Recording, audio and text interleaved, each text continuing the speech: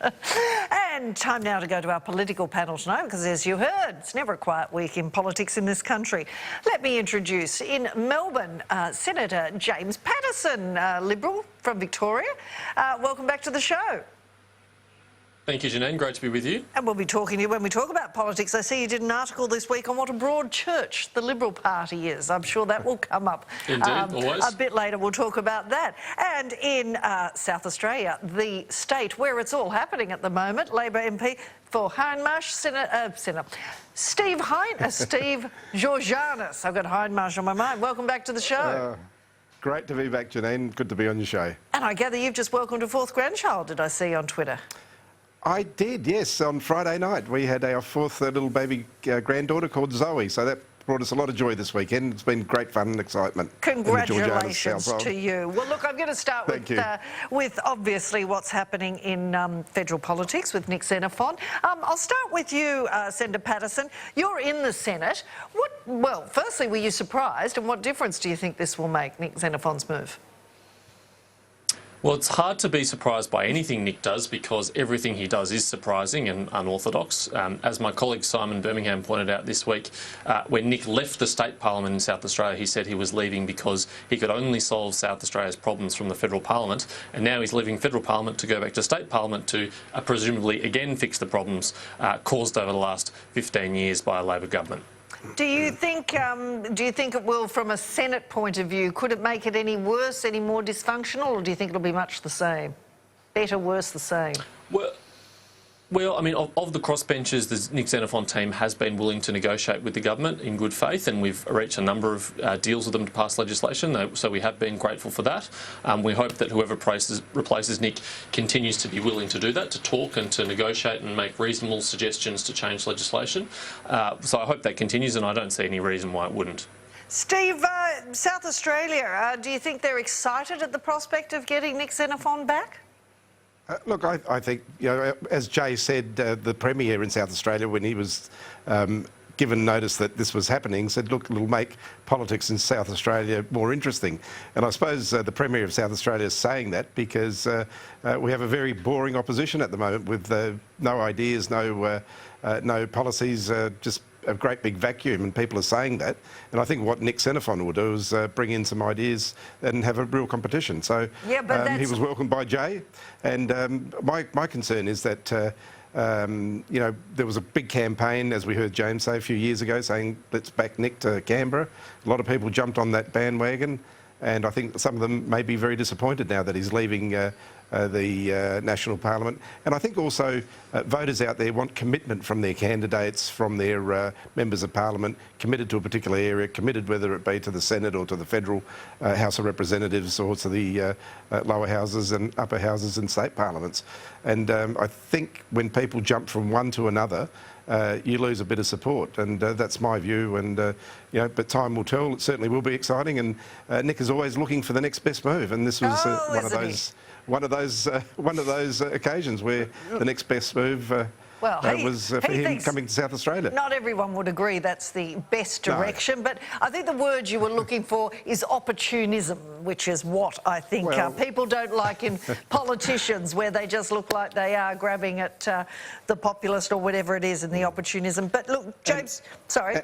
And that's the danger, for Nick, that people may see it like that.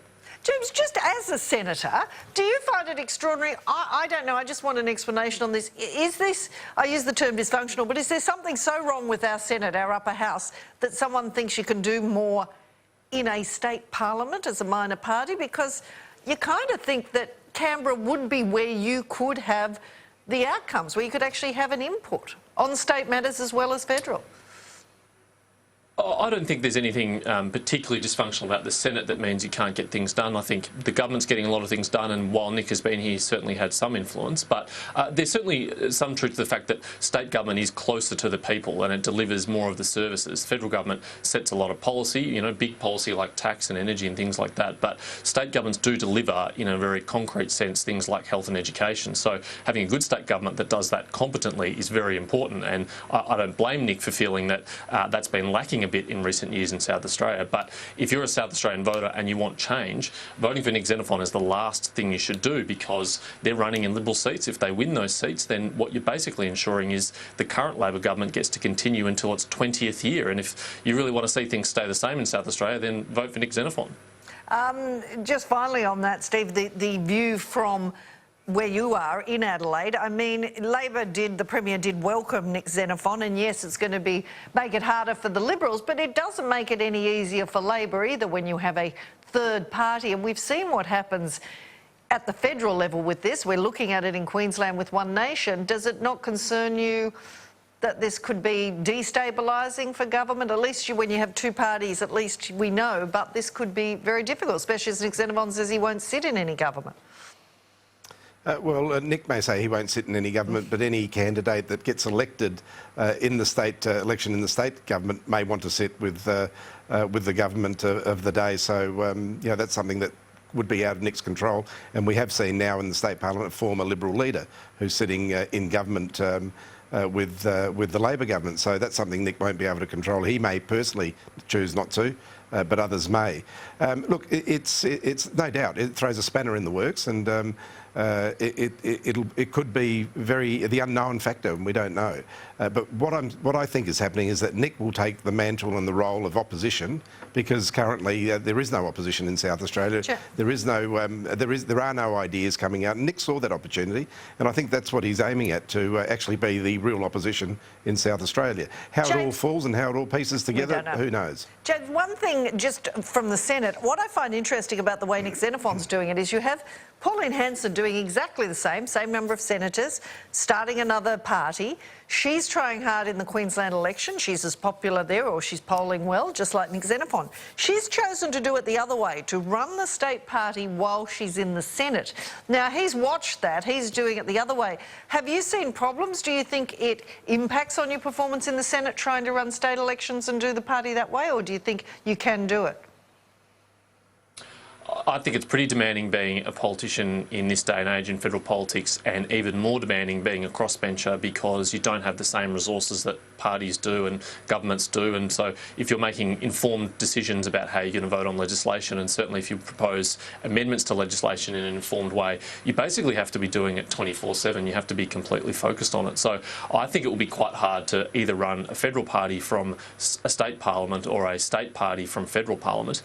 We saw how much difficulty Clive Palmer had running a Senate team from the lower house, and that was much closer than what these two parties are proposing to do. I think it's a recipe for a mess for them, and I wouldn't be confident it would succeed. OK, let's just look at South Australia, because the other issue, of course, this week was energy, or it's still the issue. It will continue to be. We saw Malcolm Turnbull sign that agreement with the gas companies, had the chat with the states too on COAG, that was on other things, but we're getting the impression now that the federal government is taking the lead. Steve Georganas, you're sitting there in Adelaide. Obviously, Nick Xenophon said one of the reasons that crystallised the need to move is the power crisis last year. What do you say to the agreement this week? I mean, presumably you'd be hopeful that Malcolm Turnbull has found at least short-term solution to the gas crisis, at least. Well, I don't see it as a solution. If the government wanted a solution on energy prices and on the gas crisis, there is one thing that can be done, and that is to pull the gas trigger. And what we mean by pulling the gas trigger is to ensure that we have enough domestic gas that will bring down prices here in Australia for domestic use. But why do you need to pull the trigger if the gas companies have agreed to meet the shortfall? Well, this is the feather duster plan by Mr Turnbull. They had a discussion, they've agreed. Let's see what happens. But if you really want it to work, you pull the trigger, you come up with legislation, which Mr Turnbull can do tomorrow with the support of Bill Shorten, and that is to ensure that we legislate to have the domestic market covered with enough gas that we need, which will bring down gas prices. Mr Turnbull said that back in July that we would halve gas prices. We've yet to see any real action on it, apart from talks and discussions with providers, energy companies and the gas producers. So therefore, there is a solution, and the government's choosing not to put that solution into practice. James Paterson down there in Victoria. I see that Daniel Andrews, the Premier today, said no gas crisis here. Do you think we're going to, and be mindful that the voters have now been promised that prices will come down and there'll be no shortfall. Do you believe that? Well, the Turnbull government will not allow there to be a shortage of gas in Australia. It will not happen on our watch. We will not allow it to happen. We're working with the gas companies right now to ensure that's the case. And if necessary, we can pull that legislative trigger to ensure that it absolutely is there. But at the moment, we're very pleased with how the gas companies are responding. But Daniel Andrews is not making our task easy. He has the totally irrational, insane policy of not only locking up unconventional sources of gas in Victoria, but also banning until 2020 any exploration or harvesting of conventional sources of gas onshore in Victoria. This is the kind of gas exploration that we've been doing in this country for 100 years, safely without any problems at all, and Daniel Andrews has banned it. So in a time when we do have a gas shortage, when we're taking extraordinary measures to ensure that we have enough gas, we've got a state government that won't even let us explore for it. It's just mad.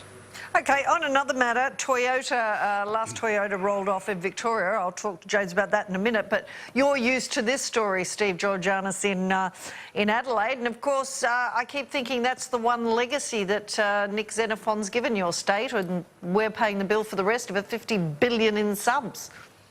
That's your industry now, isn't it? Look, there's no doubt we are transitioning from a manufacturing base where we had GMH and other manufacturing industries. GMH could have still been in South Australia if it wasn't for the Treasurer at the time, Mr Hockey, who goaded them out of It's not SA. what GM said. They said it had nothing to do. That's what they'll say to be, they're the niceties, but Mr Devereaux, the CEO of GM, came out earlier a couple of months saying if there's any tinkering with any of the subsidies that we get, we will be out of here. But and that was a front page South Australia advertiser pretty story. happy we're funding you $50 billion worth of subs? Certainly am. Look, and certainly am, and that's the new transition. The new industries is shipbuilding, the industries that go along in manufacturing with subs and shipbuilding. Also tourism. The results in the employment rates that came out the other day had us as the second lowest unemployment rate in Australian mainland, and that is a good thing, and it shows we're on the way up.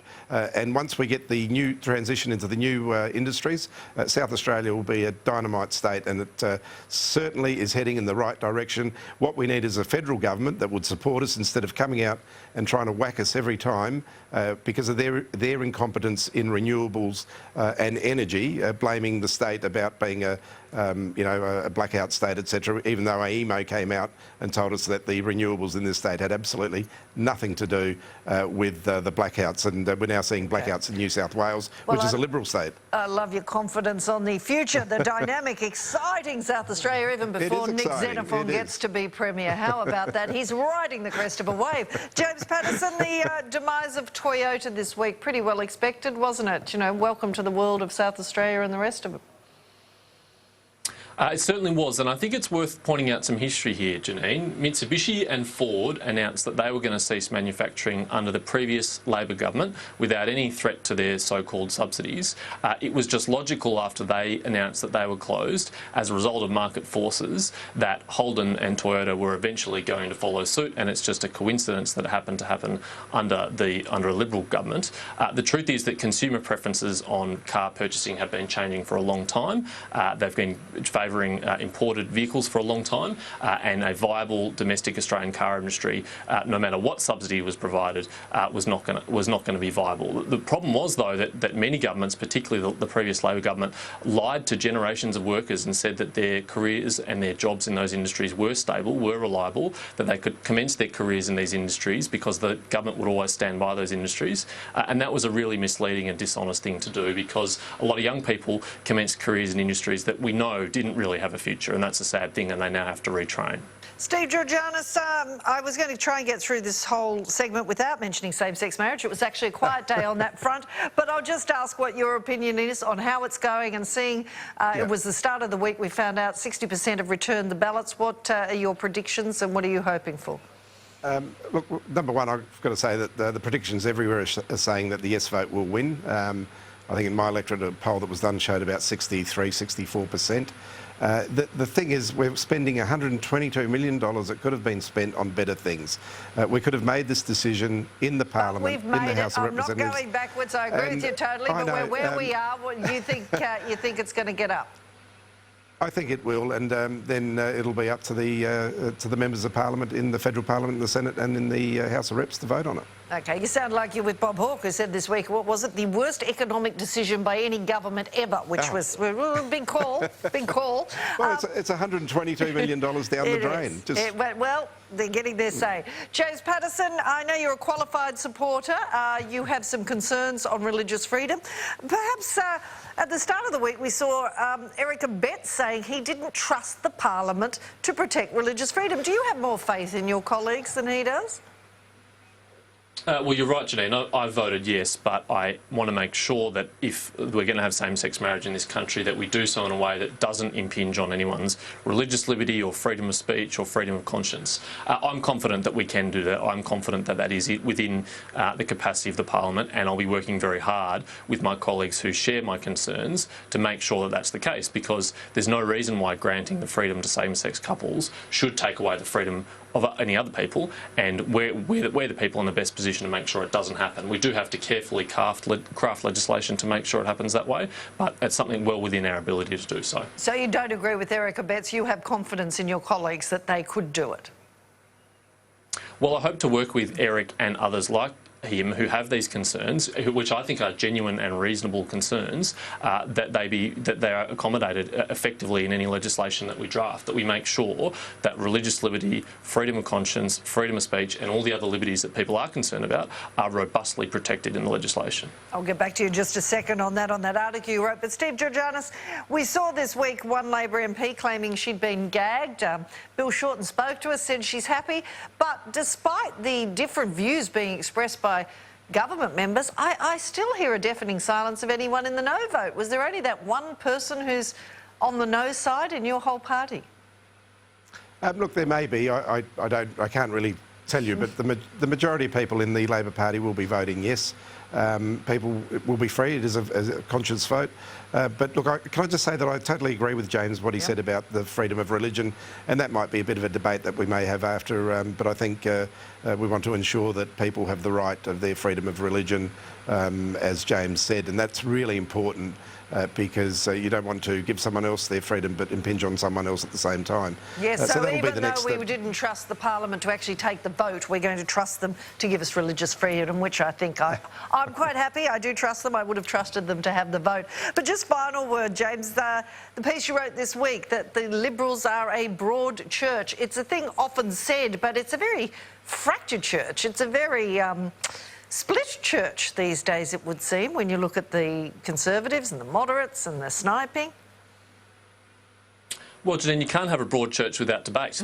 It would be a very unhealthy thing if we had a political party that didn't have people that had slightly different values and slightly different views and expressed them effectively and argued for them. It would be a problem if those views were so far apart that they couldn't accommodate each other and couldn't come together ultimately. But I think we can, and I think we do, and the values that we share are pretty strong. Values of free enterprise, a small government, of low taxation, of freedom of speech and liberty, as I mentioned before. Those are the things that we unite around very strongly. But we do have different strands within our church, and I think that's a healthy thing. Right, and yes, well, the strands just aren't evident on the Labor side, Steve. Thank you very much for your time tonight, and we look forward to, no doubt we'll be talking to you. What you say, the dynamic, exciting state of South Australia is becoming even more interesting. So thank you to Steve Georganas and Senator James Paterson. Thank you very much to both of you tonight. Thank you. Thank you.